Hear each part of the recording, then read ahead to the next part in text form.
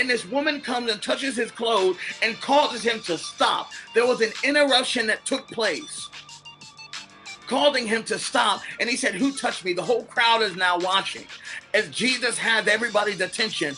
Who touched me? And the disciples are like, Jesus, everybody's thronging you. Now remember what that word means in the Greek. It means to press on every side. He's saying there's people pressing you on every side. There's people thronging you on every side. What do you mean who's touching you? You can throng wrong. People were worshiping in service. People were liking the live.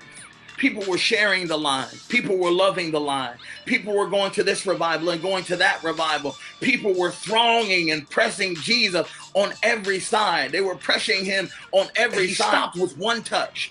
Everyone was touching him, but there was a remnant that got a hold of him. Everyone was touching him, but there was a remnant that got his attention. I just want to know, where is the remnant at? Where is the remnant that is willing not to throng at him anymore, not to throng wrong anymore, but the remnant that is out there that is willing to get God's attention? I believe that there are people out there in their pursuit, in their righteousness, in their holiness, in their purity, in their submission, that is going to get the attention of God by no longer thronging, but that touch of desperation. That there is a difference between a press and a pull.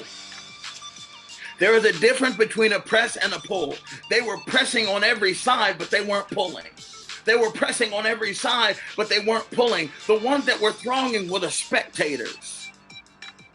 But she tapped into something different in her desperation.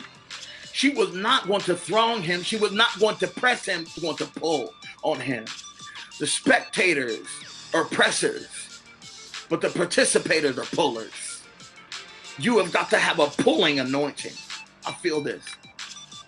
You have got to have a pulling anointing. You have got to have an anointing that knows how to tap into the pull. You've got to learn how to tap into the pull. I want you to understand that Jesus Christ was paying no attention to the woman with the issue of blood. He was focused on the daughter of Jairus. He was focused on where he was going next. He was not paying attention to this woman, but this woman got the attention of heaven because she was not pressing, she was pulling. And I believe that you are going through a transition right now. If you can receive these words, that you are literally transitioning right now from a press to a pull, from a press to a pull.